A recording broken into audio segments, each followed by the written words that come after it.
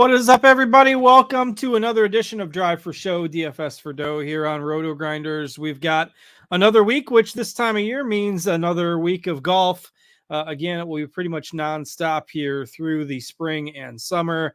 And we've got the last of the Pro-Am events this week with the AT&T Pebble Beach Pro-Am.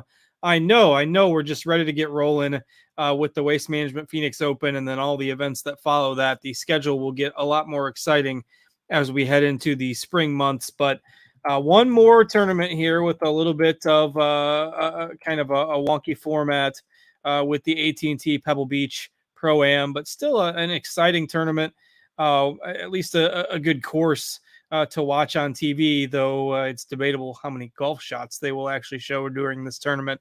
And that's the biggest rub, I know, for my co-host Notorious here. That's part of the reason why he doesn't like this tournament a whole lot. I kind of tend to agree, but I am Justin Van Zuiden, STL Cardinals 84. I've got Noto, Derek Farnsworth alongside. And Noto, how you doing? Yeah, doing good.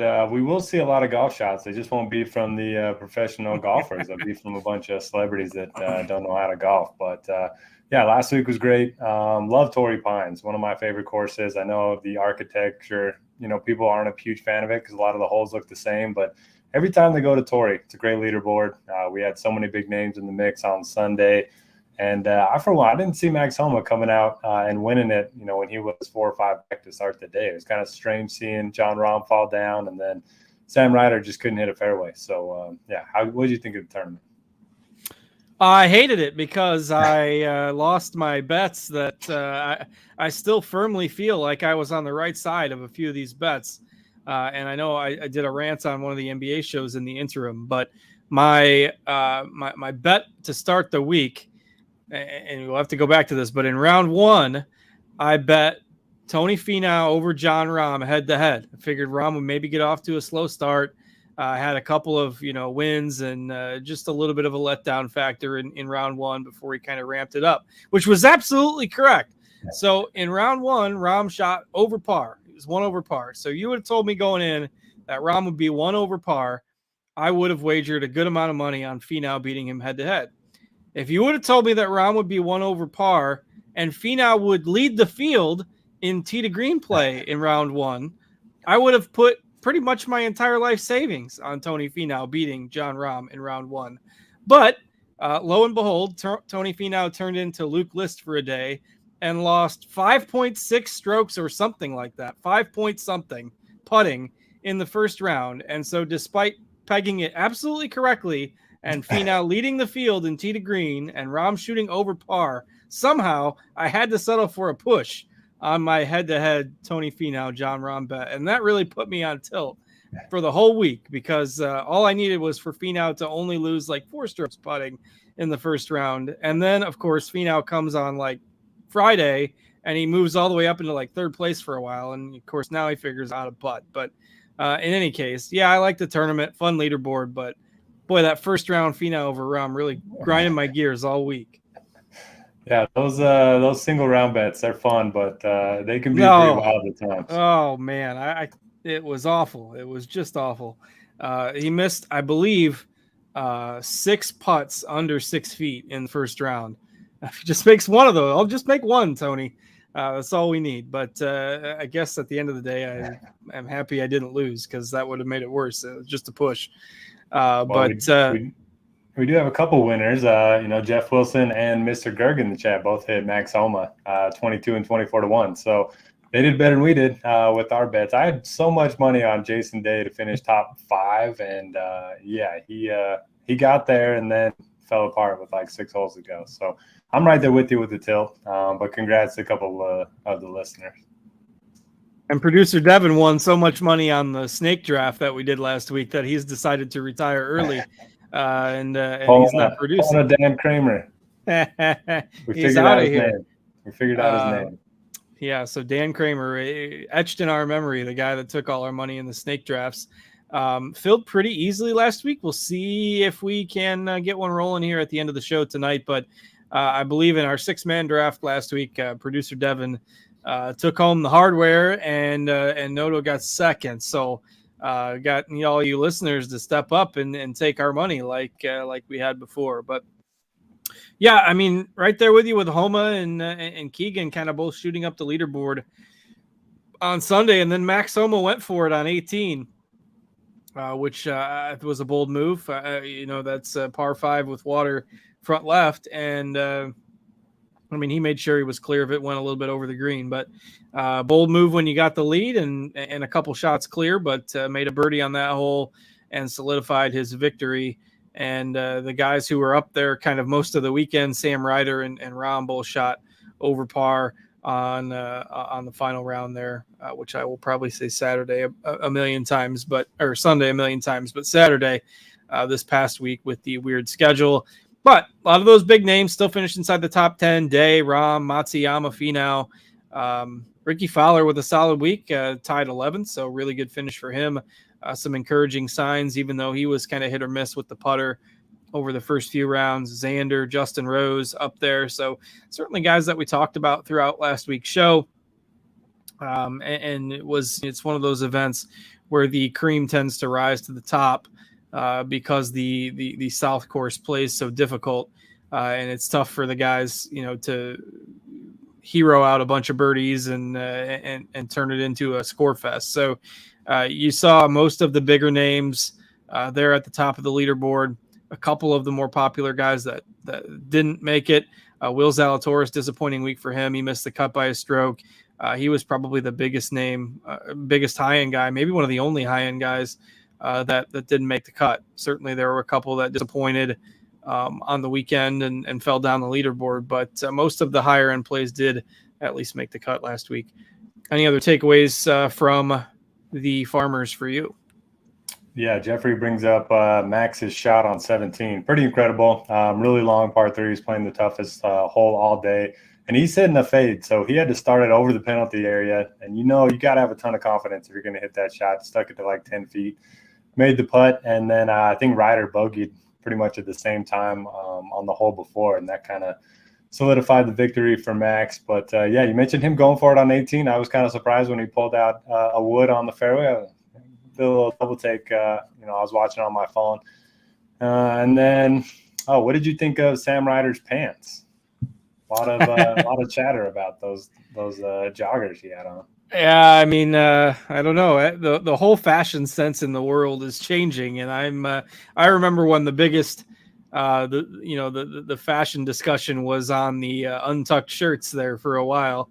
I don't know. Let the guys wear what they want to wear, I guess, at this point.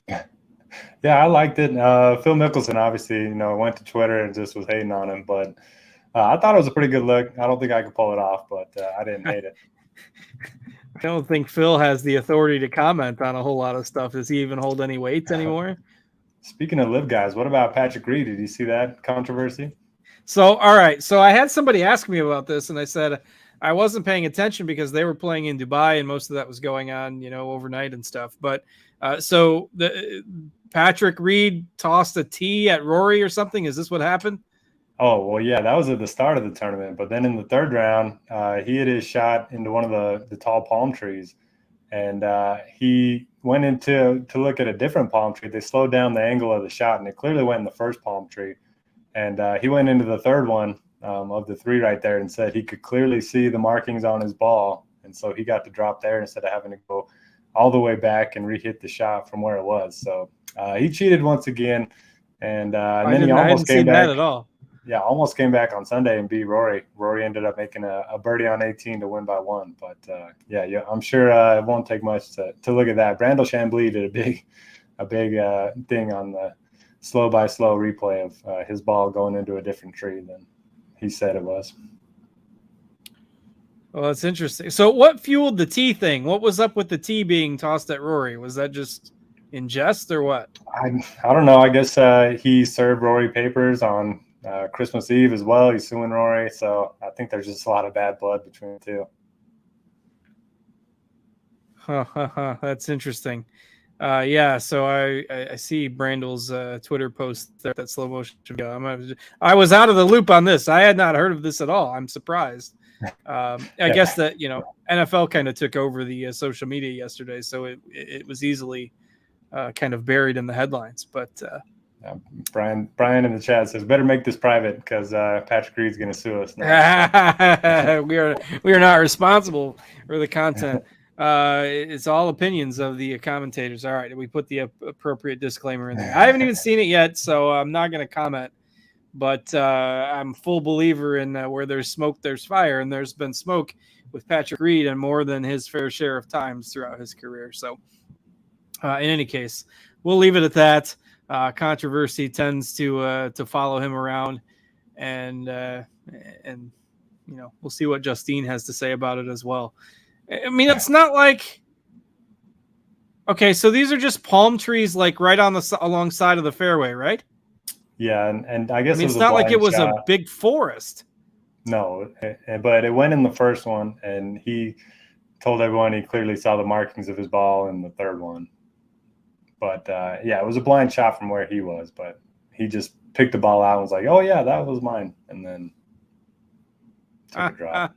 Yeah, I see the slow motion replay. I had to watch it because curiosity got the best of me. Very clearly goes into the first tree there. I don't see how that's even a question at this point. Yep. So to take a drop there, you have to be able to visibly tell that it's your ball, or else he would have had to go all the way back to where he was. All the way back to, was this a tee shot or approach shot? I think it was an approach into the. I thought it was his second. Okay. Yeah, it's definitely a tee shot. So he would have had to re-tee. Would have had to re-tee instead of taking the drop next to the palm tree. And they gave boy, that's they wild. let him drop it, and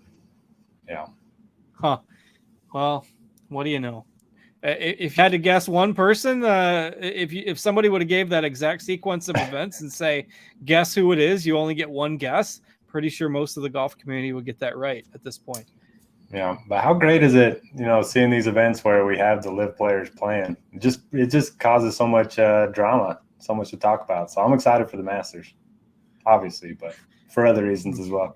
I mean, my oldest is in middle school right now, and I don't even get that kind of drama from him out of the middle school ranks. Patrick Reed brings more drama than the teenagers at this point. But all right, enough nonsense. Let's move ahead. We've got the AT&T Pebble Beach Pro-Am this week. Another one with 3 courses on the docket and celebrity Pro-Ams this time, and it's just a hot mess. The rounds take even longer than the Pro-Am from a couple weeks ago, and it's just it's not super exciting in terms of following golf on television. So your takeaway on the tournament, we know it's not our favorite, but the 3-course rotation, what do we got this week?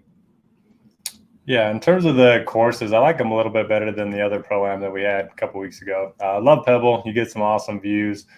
But like you mentioned, it's going to be 3-course rotation. The host course is going to be Pebble Beach, par 72, less than 7,000 yards.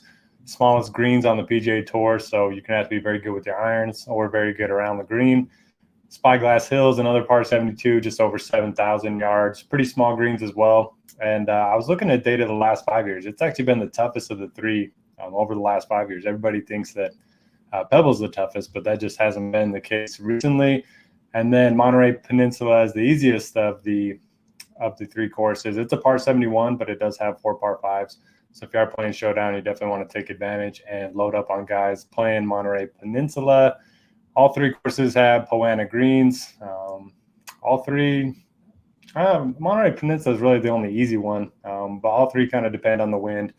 And I haven't checked the weather just yet. But, it's going to be slow. It's going to be no shot tracker for 2 of the 3 days, and going to be a lot of variance. And one other note, top 60 in ties this week. So not top 65 in ties, which means even less of the field's going to have 66.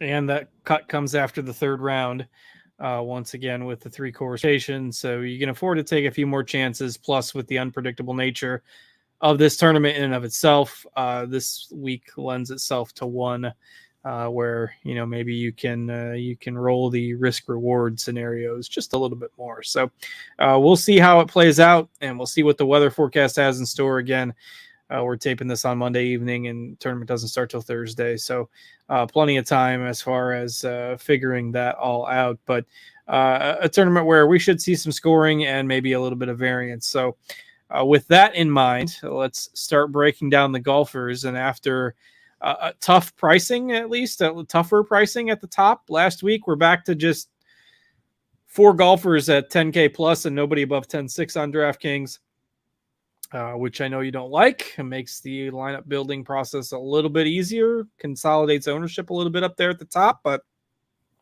what are we doing with the big name guys? Yeah, I'd say I'm more okay with it this week because there's not, a clear favorite. You got 3 guys between 11 and 12 to 1 in Spieth, Hovland, and Fitz. Then a pretty steep drop off to the next range of guys in terms of their outright numbers. I don't have a strong take on anybody up here. Obviously, the last time we saw Spieth, he went full Keegan, went from first round leader to missed cut. But he loves this course. 3 straight top 10s here, nearly won here last year. Hovland's the best in the field of anybody on Pga greens in terms of total strokes gained. He also hit that incredible shot. I don't know. You'll probably see it a bunch during the broadcast this week in college. They had an event here. And he was down, in the weeds, and he, hit this chip shot 50 yards in the air, cleared the bunker, ended up right by the pin. Then you have Fitzpatrick, who really doesn't have a weakness in his game. Hovland struggles around the green. Spieth can struggle with the putter. Fitz is just solid all around. So he's probably my favorite of the bunch, and he is the cheapest of the bunch. Not sure what to do with Hoagie. He's been playing a lot recently. He's a good course fit, but he is a defending champ, and that always worries me a little bit. Extra obligations and all that fun stuff. But he does fit the mold of, being a really good iron player and can get hot with the putter. Yeah, I think, I'm pretty strong with the 2 guys that I like in this range this week, and one of them actually is Spieth. So I feel a little bit weird saying that. I'm almost never a Spieth guy, but I think with him being the most expensive guy in the field, that might scare people away just a little bit in terms of ownership. And 40 career rounds at this event, number of rounds over par at any of the courses, two rounds over par out of 40. And I think maybe a little extra motivation after that slip up in the last tournament. And obviously he thinks he's feeling good. I read on Golf Digest or somewhere earlier today that he's playing or currently, registered to play 7 of the next 8 weeks. So obviously a stretch where he's expecting to be a full go. And you mentioned it, loves the course. So I like Spieth and I like Fitzpatrick as well. I think fit for the venue and obviously our projections.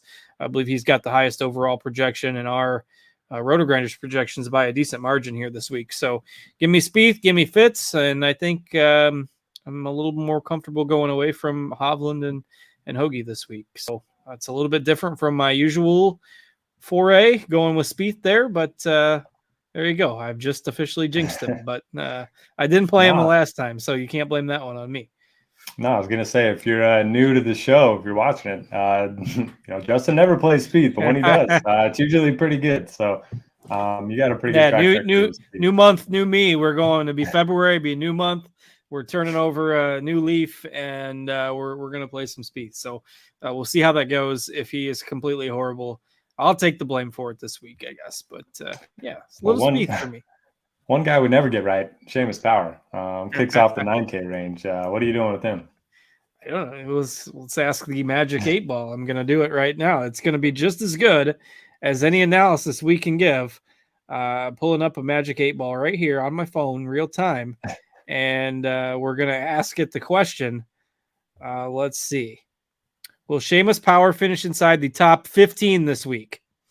All right, we're going to click it, and not sure how well it'll show up on the actual screen, but I'm going to try. So it says, without a doubt, it's not coming very well through the RotoGrinders background there. But will Seamus Power finish inside the top 15? Says, without a doubt. Will Seamus Power win the tournament? Yes. That's all we got. Oh, no. Without a doubt, top 15 and winning the tournament, according to the Magic 8 Ball online. So there you go. The Magic 8 Ball is coming for our jobs, I guess. If it's right, we're in trouble. They're just going to have a show, just say the player's name and shake up the magic ball. Shake up. I mean, that's Seamus Power has been all over the map. And he used to be a guy, that would dominate the easier courses, wouldn't play so as well in the tougher events, tougher courses. And a little bit strange to see him priced here. But because you don't have a lot of the elite golfers in the field this week, it's kind of going to dip in a hurry, and it starts in these 9Ks. I mean, Putnam, Rose, Kuchar, like these are guys, Mitchell, the last few weeks we've seen in the 7Ks, and Power is certainly a guy that we've seen the ceiling from at times. So probably doesn't make like an optimal lineup build for me, but it's hard to ignore the potential, I think, in tournaments for him. So I think I'm on him in GPPs. I mean, Magic 8 Ball or not, but that's just the icing on the cake. Yeah. I don't know if I love or hate him, but he does feel a little overpriced. Probably rather get up to one of the 10K guys like you mentioned. But I do like a couple guys right below him. Andrew Putnam, 17 straight events without missing a cut. T6 here last year. Was really his only weakness is distance off the tee. Doesn't have any of that. Doesn't need it. 3 of these courses less than 7,100 yards. So I really like the way he's playing. I like Matt McNeely, one of the best guys in the California swing each and every year. He's just been on fire with the putter. The approach game's been pretty ugly, but if you look at his game log, he's gaining 3 or 4 strokes every week with the putter. So you can look at that one of two ways. Maybe the putter goes cold and he misses the cut, or maybe the irons finally show up and he actually comes out and wins an event. So those are my favorite 2 in this range. And Matt Kuchar rates out really well for me. Oh man, at $9,400. At 9,400, I don't know what to do. We liked him at the Sony. He played well. I think he was T7 there. Doesn't have the best course history here. I don't know what to do. I don't think I can play him at $9,400. Yeah. If he's, I mean, 700 more for Fitzpatrick. It's really hard to make a strong case for. Oh, Dan Kramer in the chat. Let's go. He's back. He's ready to go. He's going to make sure he doesn't miss that snake draft. He's going to be the first one in there alongside of us. We might try to do a few more people today, trying to gauge how many we can get. So if you are committed to the snake draft at the end of the show, type in the chat or something. I want to see how many people we can roll with the snake draft. $5 on DraftKings. We filled 6 people in a hurry last week, so I forget if it goes from 6 to 10.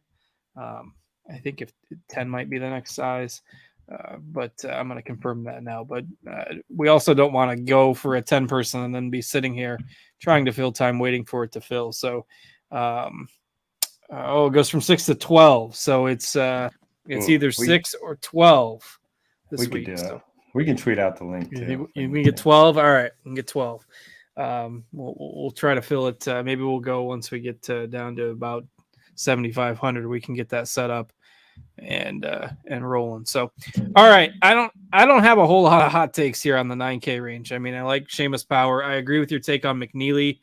The other guys, I mean, Rose was kind of hit or miss last week. I don't think I can play Kuchar at 9,400. I play Mitchell a lot. I mean, I don't know. I don't have course history. And for what's Mitchell done here? So he 12th last year, miscut the year before that, 32nd the year before that, miscut 47th. So very hit or miss, but according to Brian, hey, he's playing with Keith Mitchell, he's playing with Josh Allen this week at the Pro-Am. So maybe Allen after that loss, he's going to be gunning for the win at the Pro-Am. I don't know. That's the ultimate wild card pairing right there. We'll see. We'll see how that one goes. Who is it that plays with Larry Fitz? Is it Strillman? That sounds right. Yeah, Fitz is a ringer. Yeah, they always are like top couple. Andrew Sable wants to know, do you like the double stud build this week? I do. I like that build a lot. What about you? Yeah, I mean, you can, because the 9K range is so weak, like you can easily skip over that. If you start with Spieth and Fitz, you're at 7,300 per player. I mean, you kind of got to round it out with a bunch of 7K guys, but I certainly think that's doable. So, yeah, not bad. Not a bad approach this week because the mid-range is all just kind of jumbled together. And with that, we can probably head into the 8Ks. Who you peeking at in here? All right. I got a lot of negative values in my model for the 8Ks. Pendrith, Dietrich, Kisner, Burmeister, Taylor Moore all kind of rate out pretty poor for me. So I'm going to go Alex Smalley and Ben Griffin as my top 2 options. Smalley's a guy. We played him a ton last year, and now he's kind of a mainstay on the PGA Tour. He's a good ball striker, good putter. at times, and he played the event last year. Didn't make the cut, but played the event, so he's got some history here. And then Ben Griffin just continues to, pop out top 35 finishes. It's hard not to just, ride the train there. It does feel a little bit overpriced. He was in the 6Ks, 7Ks for most of the swing season, but I don't mind him at 8,600. Do you have any stronger takes than I do? I just chuckled. I saw that Mr. Berg said the Magic 8 Ball is how he builds his DFS lineup. So I feel we've been missing the boat here. Should have been doing that for years. Not a ton of strong takes either. I think Smalley is probably my favorite as well. I've been playing Ben Griffin quite a bit going back to the fall swing and hasn't let me down too much. So I like those calls. Lipsky's always a guy that I don't mind playing, but again, he's generally cheaper than that. Though it is worth noting that outside of Smalley, he does have the highest projection in our model of the 8K golfers. So Lipsky, a guy I can throw in there as well, but again, another spot where maybe you can embrace the variance, and we'll be intrigued to see.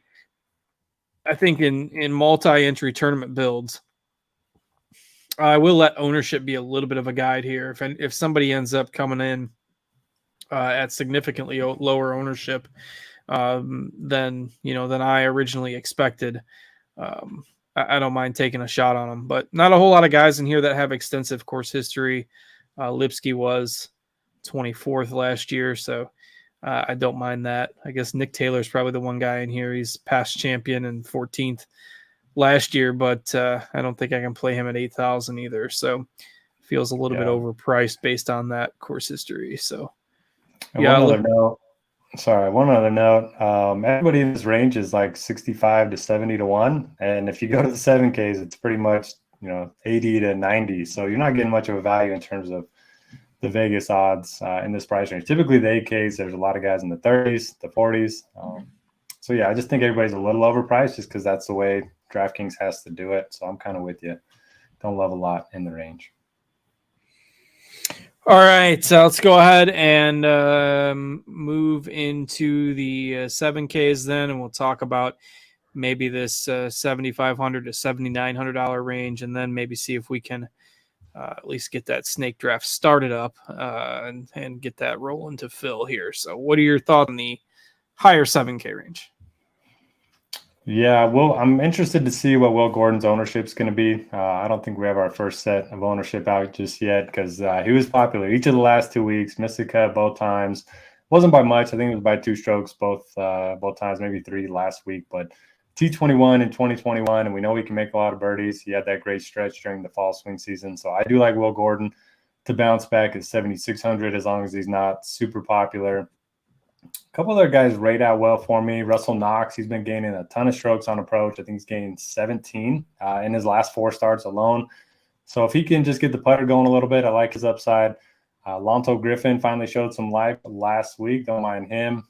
And then at the top of the range, you got, Stallings, Todd, and Shelton, who are all, different skill sets, but I think they're all interesting plays for tournaments. Yeah, Shelton, I think maybe a little bit more risk reward. Todd, if you're looking to go a little bit safer. And Stallings is another guy who generally plays here every year. The last 5 years, 2 missed cuts, a 30th, and a pair of top 10s. So, and pretty good overall strokes gain data in those 5 starts for Stallings. So if you're in the course history train, I don't mind him. Griffin also 9th and 16th, his last 2 trips here.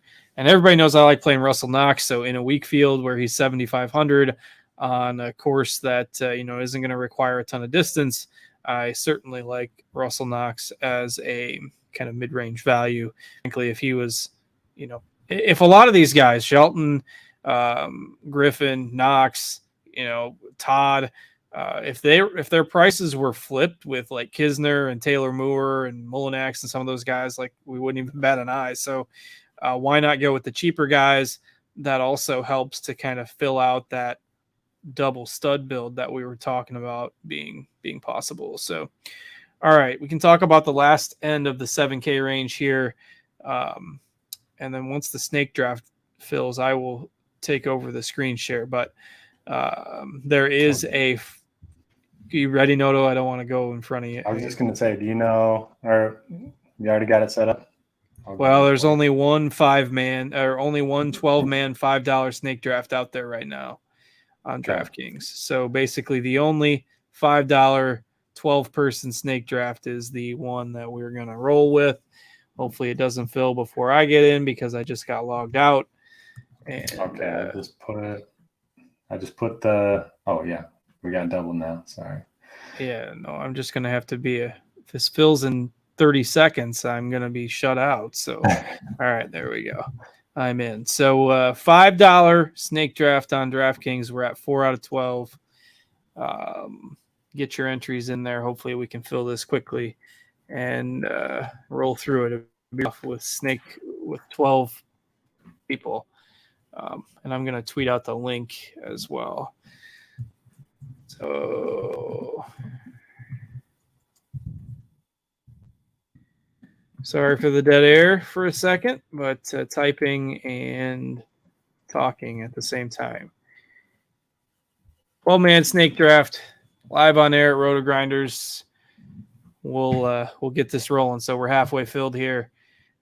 We got the link in the chat. I tweeted out the link. Noto can tweet out the link as well. And then we can talk about the lower end of the 7K range. Joseph Bramlett's in here. He's a name that interests me. Don't know if this is the best course for him, and he has struggled with the putter a little bit of late. I watched him a little bit on Friday as well. He was paired with John Rahm, so that was one of the featured groups. I think there's some risk-reward potential in there, but guys like Neesmith and Ben Taylor and Grayson Sigg, I mean, they're all rating out reasonably well in terms of our projections in the lower end of the 7K range. Troy Merritt's another guy who plays here every year. His last 4 trips have all been top 25s. So, I mean, these are guys that I think you can absolutely sprinkle in to help round out those builds. Who are some of the guys that you're looking at in the lower part of the 7K range? Yeah, I talked about Streelman a little bit, playing with Fitz. I like going back to him. He hasn't been playing very well, and he did miss the cut here last year, but prior to that, I think he had 6 straight top 20 finishes. I like Matthew Neesmith. He's missed the cut back-to-back weeks on the number, but really good iron player. And, yeah, I just think it's a good spot for him. A couple top 20s here for him. I like Justin Suh. He's a California kid, went to USC. He's been playing pretty well, T20 last week. And, again, we used to compare him to Taylor Montgomery 6 months ago when they were coming off the Corn Ferry Tour.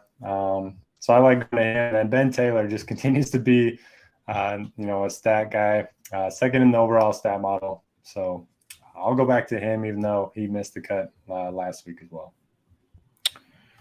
All right, we're up to 8 of 12 on the snake draft. Don't make us get stuck at 8 or 9, because then either we got to go back to 6 and cut 3 people out, or we got to sit here and try to fill time, and nobody wants more dead air. So get in there if you're watching. $5, 12-person snake draft on DraftKings, and it'd be a lot of fun. So, all right, other options in the lower end of the 7K range.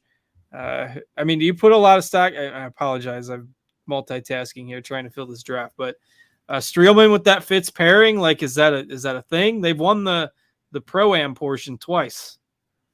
Yeah, I think it's a thing. He's talked about, just being able to, Fitz kind of just calms him down. They have good chemistry, and he has to pull his weight so that the team, has a chance. So, I do put some stock into that. I think Callum Tarrant's interesting. A guy that when he makes a cut tends to post a lot of top 25s, where he tends to just completely blow up and miss the cut by a mile. So I like him in tournaments. I think you mentioned Troy Merritt, a bunch of top 25s here. He's interesting. And then one guy I'm looking to in tournaments, Mark Hubbard, hasn't been playing his best. I think he's finished 68th or worse in 5 straight events, but if you look at his numbers, very good on approach, very good putter. That's kind of the skill set that I'm looking for. And T33 here last year. So I think he's one of the better point per dollar options in tournaments. Yeah, I mean, it gets thin in a hurry down here. I mean, it's been a long time since we've had a week where there's been several reliable options under 7K, or at least stomachable options. I'm sure that's not a word, but there's just not a lot once you get below 7K that you feel like you can roster with a whole lot of confidence or conviction. But yet at 73, 74, 7,200, there's enough reasonable talent there that I don't know. It just seems like 7K is always kind of that cutoff these past few weeks. Outside of Ryan Armour at 67. Kodara has a pretty good projection at 6,800, but relatively speaking, I guess. Doug Gim at 6,900. It's been a while since we've seen him put a lot of results together.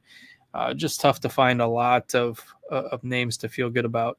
How about Jimmy Walker last week? Jimmy Walker was back for a few rounds. I was surprised that it's been a while since we've seen him make any noise, but he finished T13, so probably his best finish in a while. So yeah, I'm telling you, Torrey Pines is just the place for old veterans to come through and have a good filled. week. We're filled. Okay, we're filled. And I'm going to share my screen. And I've got the first pick, which means that Spieth is just complete destiny this week. Because, I've got to take him at this point. So, all right, I'm going to share my screen so Rob can switch that over to me. And then we'll do live snake draft. So 12 people. I'm going to make this just a touch bigger. And then, so Noto's got the third pick. All right. So Dan Kramer, that's his username. So we can't miss him. Yeah, Dan Kramer is Dan Kramer. He's not even no alias needed for the boss of the snake drafts over the last couple years. Yeah, this is rigged. You get the first pick, I get the third pick. Well, there you go. You're gonna get. We talked about the 10K guys being the best options. So, I mean, you can completely queue up the Spieth miscut now because I'm taking him. So, all right, no surprise. Though I think you can. DraftKings actually has Hovland rated first in the snake draft rankings, and the guy with the second pick took Fitz. So sorry, I know that's probably who you were hoping to get third there. That's all right. I like all three of them, so I'll take Hovland. So let's see. You got 7 rounds because you get a bench guy. 7.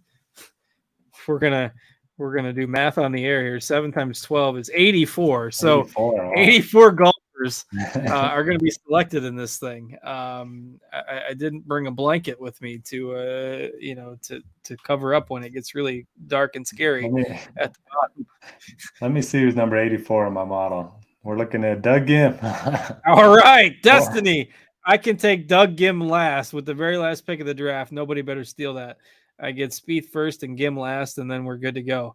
But yeah, that's the type of golfer we're going to be at the bottom of this range. And it's very difficult to talk on the air and try to figure out which one of the crappers you like at the bottom. But especially with a tournament like Andrew Putnam is going 7th, like first round pick, Andrew Putnam. Ooh.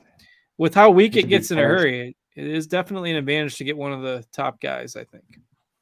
How dare you talk about Putnam like that?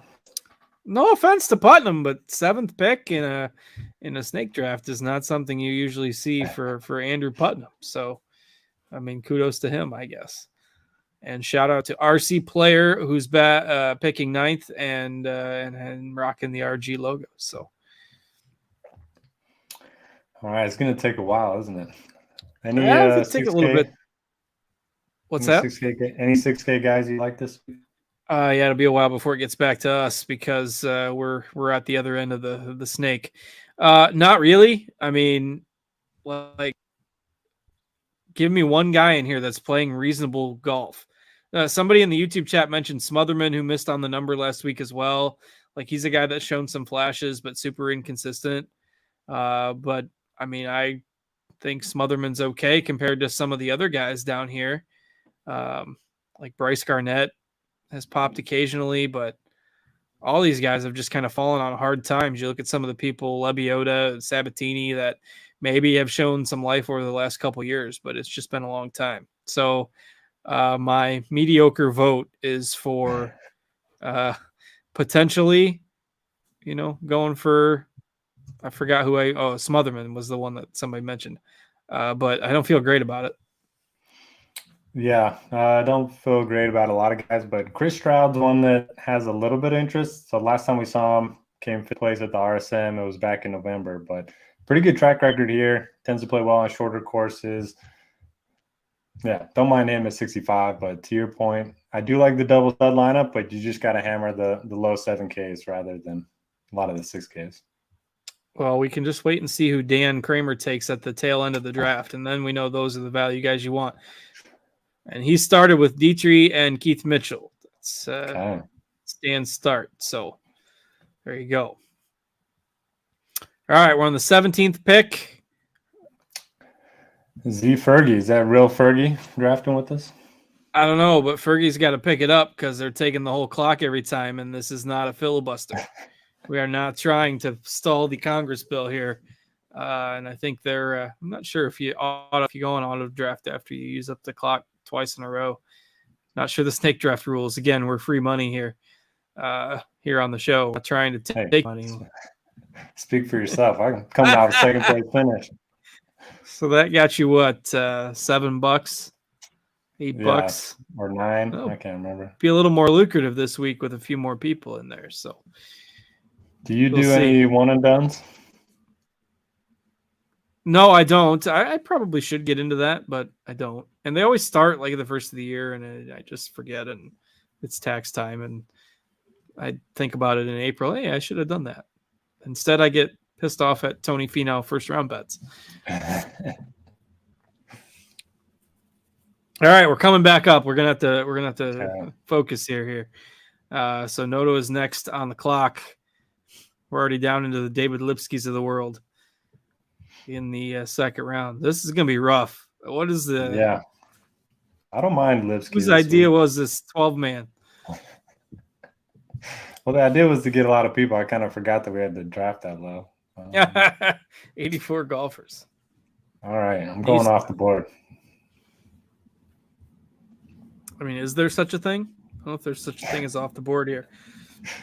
Yeah, I can't wait till the next round. It's another, 20 picks. Well, you got one more pick before that. All right, so I'm gonna go course history here with Stallings, and I'm gonna go potential here with Robbie Shelton, and those are my wheel picks there, back to back. Here's a fun game. How low does Webb Simpson drop?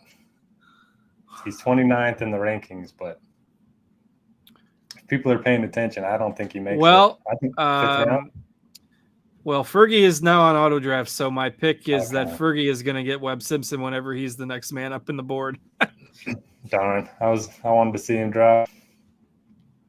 Unless Fergie has set the pre-rankings, which I suppose is possible.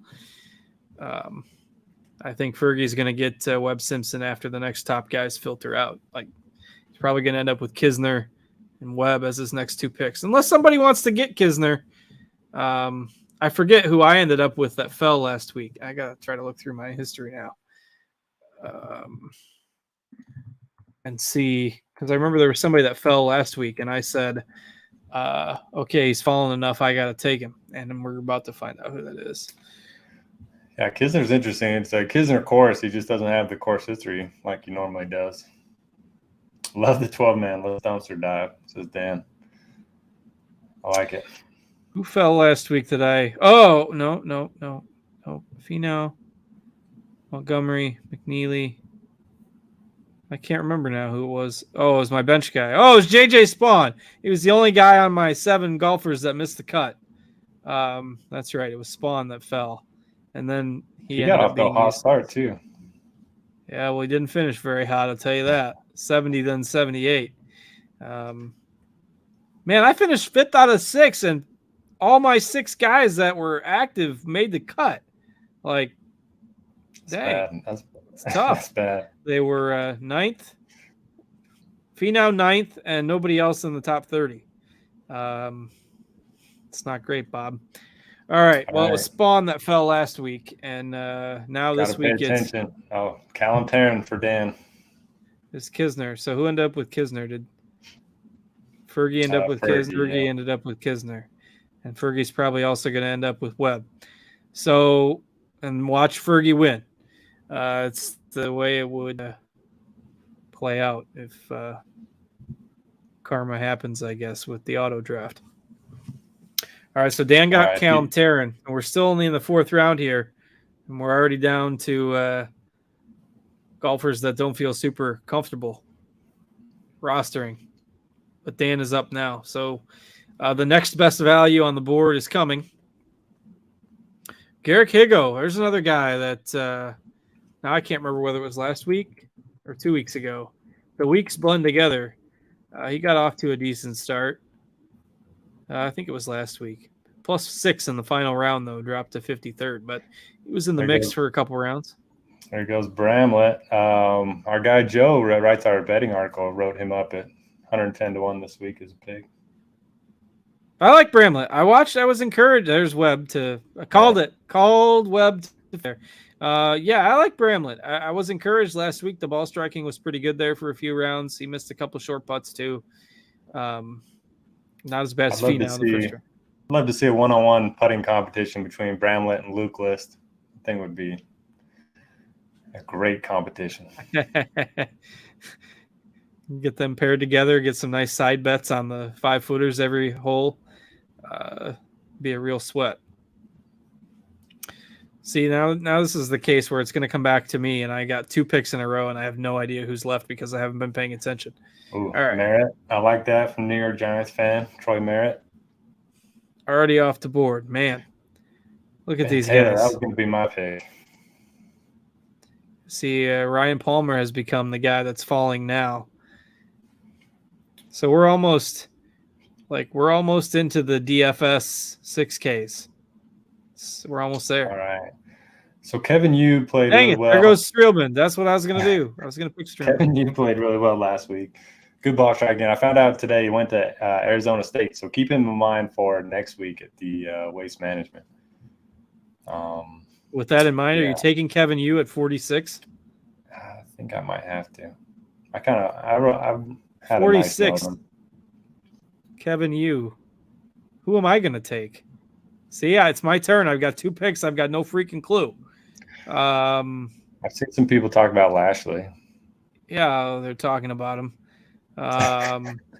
They're talking about him. I'm probably going to have to take him because I don't know who to take.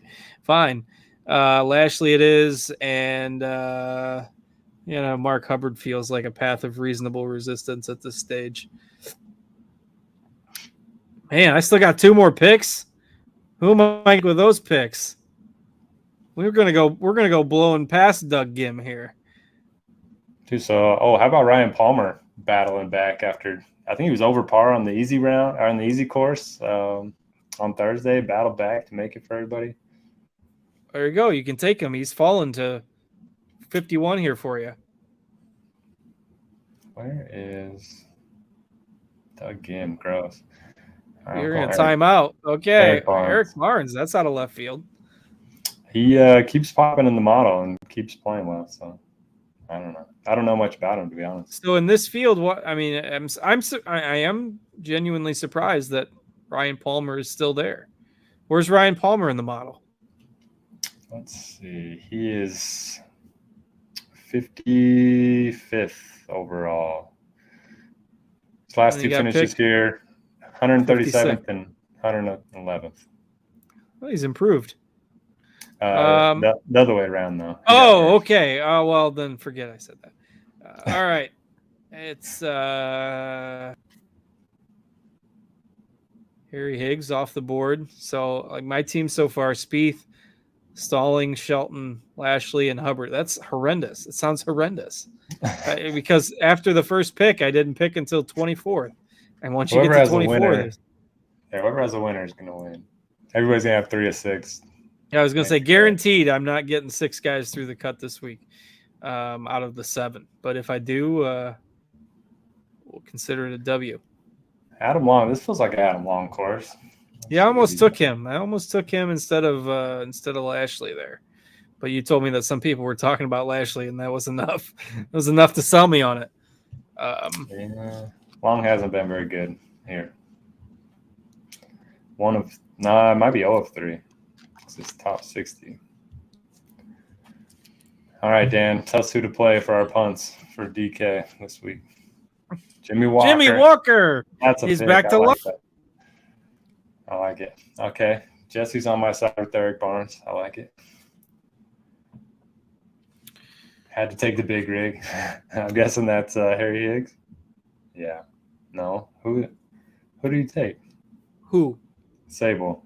Is that New? Oh, that might be New York Giants fan. Okay, that's got to be Harry Higgs. Yeah, he took Harry Higgs. He's got McNeely, Nick Taylor, Will Gordon, Troy Merritt, and Harry Higgs. It sounds horrendous. These all sound horrendous. Everyone's teams are going to sound awful. I like it. And Ryan Armour. This dude rates out well for me every week. He somehow has good stats, and Time to bump him down in the model. I don't. He needs the manual bump down. What. Yeah, I do have that option. Gonna have to do that this week. Danny Willett. So Fergie's got all the guys that used to get in bad form. I gotta ask the 8-ball again. I'm gonna have to. I don't know how to ask this question to the Magic 8-ball. I don't know what to do with my hands. All right, let's see. I got to start scrolling, or I'm not gonna be ready again. And we don't want to have that happen twice in a row. Oh, we're not even to the bench yet? I thought we were. No, you have 2 more selections. And mine are, there goes Doug Gim. Who broke the rules? Somebody broke the rules. Hey, Gonna Marty find Dow. out who took Doug Gim and banned them for life. And I didn't see who it was. I think. I don't know. I did a single round bet with him the other week too, and he missed a bunch of putts. Always take the bad putters. He's made some cuts in a row. He's made some cuts, but he still can't putt. Okay. Norland, what happened to him? We're going to say that with every single turn, by the way, in case you didn't. Oh, it's my turn. Oh, no. That's what I just said. I was trying. I was trying to prevent that from you, from happening to you. I like his talent, but I don't know what he's done here. Okay, all right, he's played here 5 years now. Once again, it's my turn. I have no idea. Other than Smotherman, who I did not hate the call on that. So him. If we do this for the Masters, we're gonna have to pick like the old dudes. It's gonna be great. It might not even be 84. Somebody's just gonna have to go a man short. Yeah, there's usually like 84. Norlander's gonna find something this week. Wow, Lucas Glover. I almost took him instead of Norlander. I probably wish I would have taken Glover, but too late now. You got to take him if it gets to you. Then you got to take Glover. You got to take Glover for science. And, we got a hard out after the draft, so producers got to get to another show. That's fine. We're in round 7 here. Yeah, we'll hurry and get out of here. It's your turn. Eric Cole. I'm going to double Eric. No, I told you had to take Glover, and then you didn't listen. Yeah, it is hard to listen to you while looking at stuff. I know. Yeah, it's a tough ask for sure. Interesting. This is interesting. These rosters are horrible. Look at this one. And this is no offense to anybody's selections. It's just the nature of the field. Putnam, Van Rooyen, Knox, Kim, Schenk, Baddeley.